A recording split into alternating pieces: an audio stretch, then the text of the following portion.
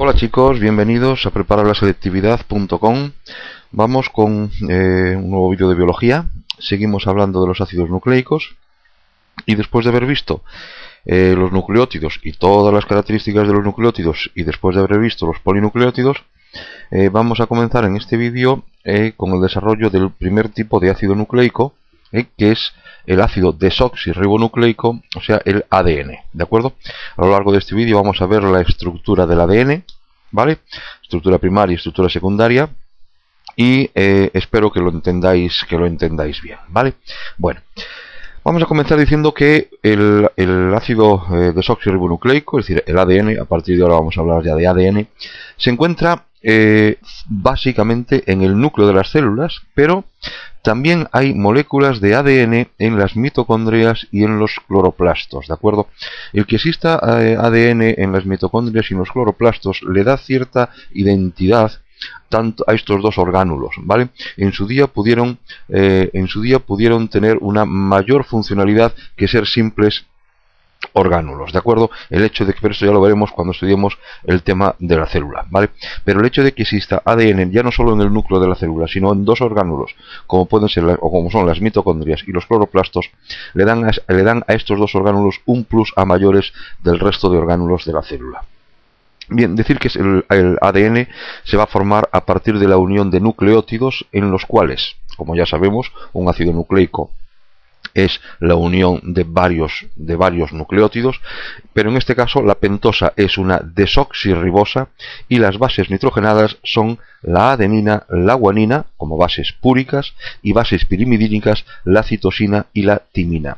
Pensar que, sabed, y esto tenéis que entenderlo bien, que el ácido desoxirribonucleico nunca va a llevar uracilo en su estructura. Es lo que va a diferenciar el ADN del ARN. O sea, las bases púricas del ADN y del ARN van a ser las mismas, adenina y guanina, mientras que las bases pirimidínicas, los dos van a tener citosina, pero uno, el ADN, tiene timina y el otro, el ARN, tiene uracilo, ¿de acuerdo? Los nucleótidos estarán constituidos por largas cadenas con forma filamentosa, en las cuales vamos a diferenciar dos niveles de organización, ¿de acuerdo? Hablaremos de la estructura primaria del ADN y de la estructura secundaria del ADN. Bueno, vamos entonces con la estructura primaria del ADN. Tenéis ahí ya la imagen, la secuencia de imágenes que van a ir apareciendo para poder ir explicando todas las estructuras. Bueno, la estructura primaria del ADN se refiere a la secuencia de nucleótidos que forman la cadena del ácido nucleico, la cadena del ADN.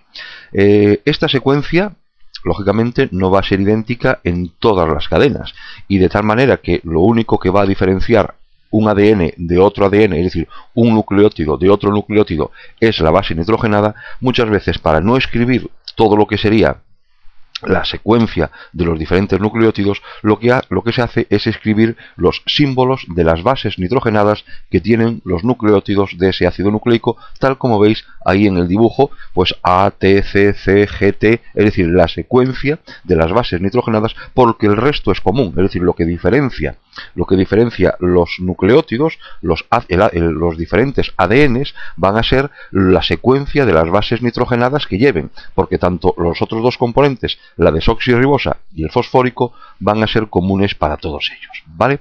De esta forma, entonces, las moléculas de ADN que se encuentran presentes en un individuo se van a caracterizar todas ellas por tener una determinada secuencia de bases, ¿vale? Y es precisamente en esta secuencia de bases donde se contiene la información para que más adelante se lleve a cabo la síntesis proteica, es decir, la información genética de ese individuo. Pero esto, ya digo, lo veremos cuando estudiemos el tema correspondiente, ¿vale? Aquí quedémonos únicamente con que la estructura primaria nos va a indicar la secuencia de nucleótidos, y esta secuencia de nucleótidos, la manera cómoda de escribirlo es teniendo en cuenta que hay dos partes comunes en su estructura, que es el grupo fosfato y que es el azúcar, la desoxirribosa, la pentosa, y que lo que va a diferenciar unas de otras son las bases nitrogenadas. Bueno, pues vamos a secuenciar un ácido nucleico mediante los símbolos de sus correspondientes bases nitrogenadas, ¿vale? Y que sepáis que en la secuencia de estas bases es donde se encuentra la información sobre la síntesis proteica que tendrá lugar más adelante. ¿vale? Esto entonces en cuanto a la estructura primaria del ADN. En cuanto a la estructura secundaria del ácido desoxirribonucleico del ADN, pues va a entender cómo es la disposición en el espacio de las dos cadenas que forman el ácido desoxirribonucleico, ¿vale? Formando lo que se llama la doble hélice. Bien, vamos a ver los estudios que se han producido sobre la doble hélice de la estructura de la secuencia del ADN hasta llegar a la configuración exacta. Mirad, los primeros estudios podíamos hablar de Chargaff, ¿vale? y todo su equipo, que entre los años 1949 y 1953 estuvieron estudiando la composición de las bases nitrogenadas de moléculas de ADN, pero que habían extraído de diferentes seres vivos, ¿de acuerdo? En todos ellos llegaron a la conclusión, tal como veis ahí en la imagen que os tengo puesta, que el número de moléculas de adenina era igual al número de moléculas de timina, y que también el número de moléculas de citosina era igual al número de moléculas de guanina, ¿de acuerdo? Ellos llegaron a esas dos conclusiones, extrapolándolo, por lo tanto, el número de bases púricas, es decir, de adenina más guanina, tiene que ser igual al número de bases pirimidínicas, es decir, citosina más timina, por lo que acabo de comentar, ¿de acuerdo? Si el número de moléculas de adenina tiene que ser igual al número de moléculas de timina, y si el número de citosinas tiene que ser igual a las de guanina, por lo tanto, adeninas más guaninas tienen que ser iguales a citosinas más timinas. Esto es lo que se conoce como el principio de equivalencia de bases, ¿vale?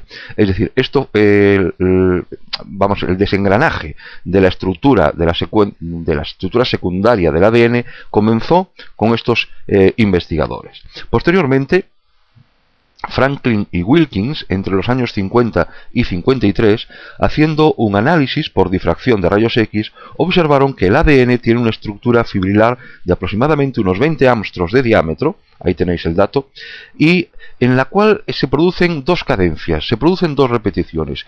Hay una repetición de determinadas unidades cada 3,4 ámstrongs y hay una repetición mayor cada 34 ámstrongs. Es decir, hay ciertas cadencias en la repetición de ciertas unidades, evidentemente se desconocían cuáles eran, pero sí existía esa repetición. Ahora, estos fueron los preámbulos, es decir, Chargaff por un lado, Franklin y Wilkins por otro.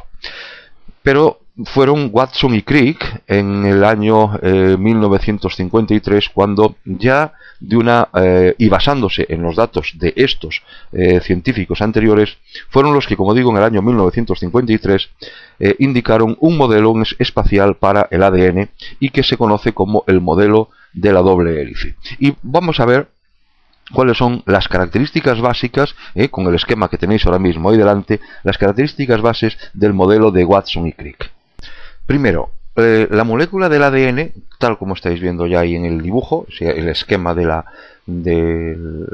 doble hélice de Watson y Crick, la molécula de ADN está formada por dos largas cadenas de nucleótidos, las cuales se encuentran enrolladas, forman una hélice alrededor, o mejor dicho, formando una misma hélice alrededor de un eje. Forma así una doble hélice que se encuentra siempre orientada de izquierda a derecha, ¿vale? Esto es importante. La orientación de la doble hélice es siempre de izquierda a derecha. Y las dos cadenas no pueden separarse sin desenrollar la hélice. Vale. Segunda característica del modelo de Watson y Crick. Las dos cadenas, tal como estáis viendo en el dibujo, son antiparalelas. ¿Qué quiere decir que sean antiparalelas? Si os fijáis en el dibujo, veréis que se disponen en sentidos opuestos. Es decir, mientras que una cadena de las dos que forman la doble hélice lleva una dirección 3', 5', la otra cadena lleva una dirección 5', 3', y las cuales se encuentran enfrentadas. Se encuentra enfrentada la 3', 5' con la 5', 3'. ¿De acuerdo? Acordaos por qué le llamábamos 3, porque llamábamos 3', 4', 5', ¿vale? Porque los carbonos de las pentosas, para diferenciarlos de los carbonos de las bases nitrogenadas, llevan también el elemento prima, ¿vale? Muy bien, segunda característica. Tercera característica del modelo de Watson y Crick. Es decir, las bases de ambas cadenas se encuentran en el interior de la hélice, tal como veis ahí. Fijaos que las bases nitrogenadas se encuentran, tanto de una cadena como de otra, se encuentran orientadas hacia el interior de la doble hélice, ¿vale? Y ya no solo es que se encuentren orientadas hacia el interior, sino que también son perpendiculares, se encuentran o se disponen en forma perpendicular al eje de la misma, ¿vale? Al eje de la cadena. Y se encuentran enfrentadas unas con otras, ¿vale? Lo veis ahí bien en el dibujo.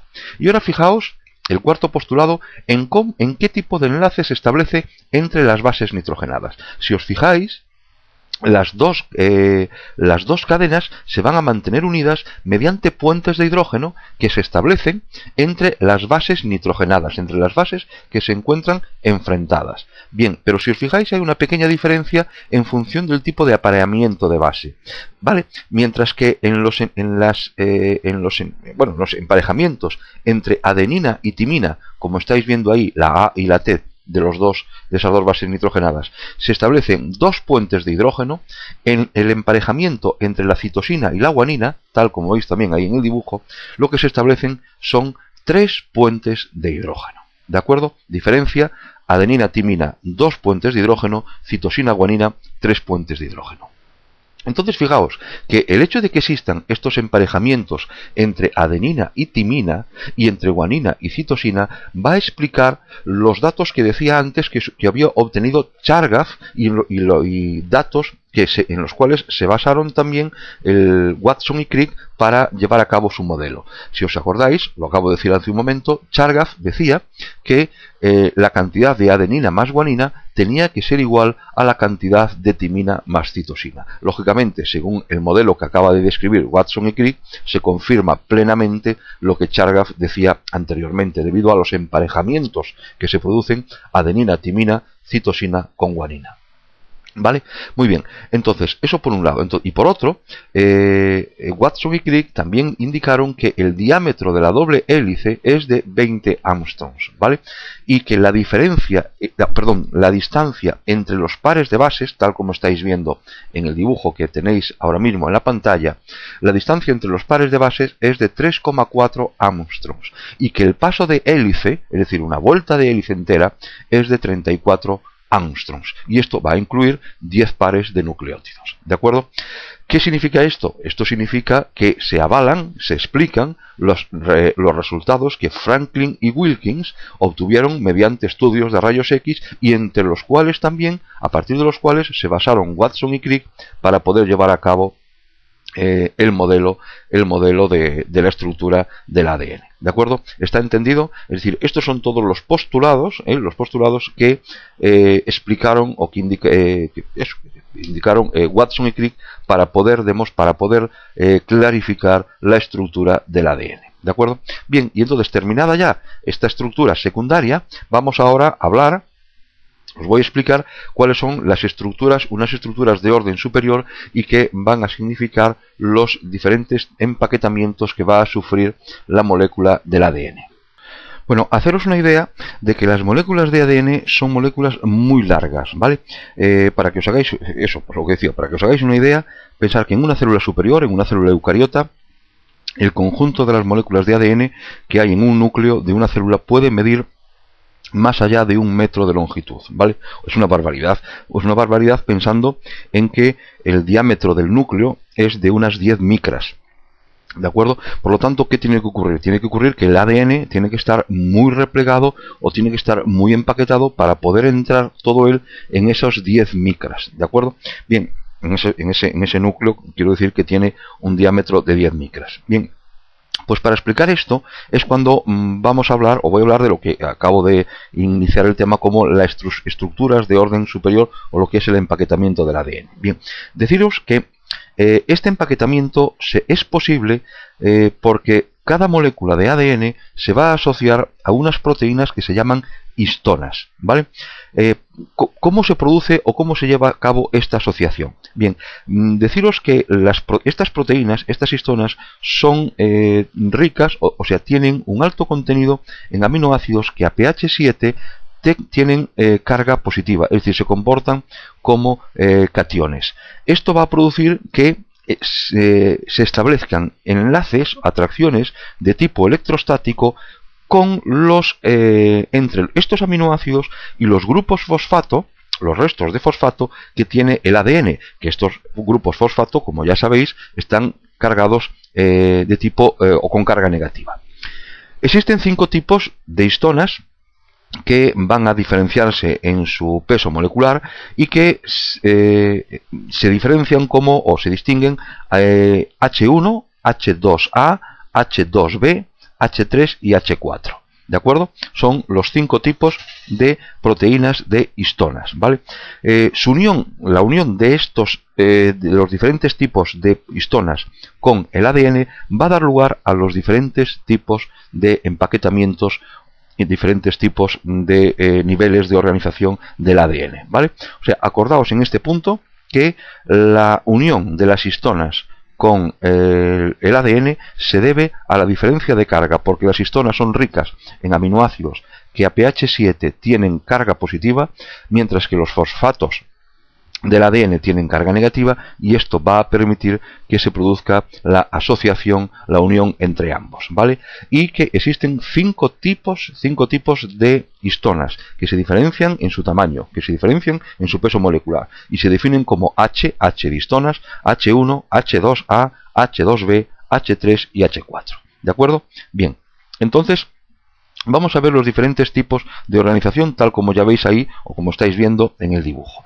Bueno, las moléculas de histonas se asocian formando partículas de aproximadamente unos 100 angstroms de diámetro y cada partícula va a constar de 8 moléculas, ¿vale? Las moléculas de histonas se asocian formando, vuelvo a repetir, partículas de unos 100 angstroms de diámetro y cada partícula va a constar de 8 moléculas. De las 8 moléculas, 2 son del tipo H2A, 2 son del tipo H2B, 2 son del tipo H3 y 2 son del tipo H4. ¿De acuerdo? En total 8, tal como estáis viendo ahí en el esquema. Entonces la doble hélice del ADN se va a enrollar, ¿vale?, alrededor de estos discos proteicos, girando un par de veces en torno a cada uno de ellos, ¿vale?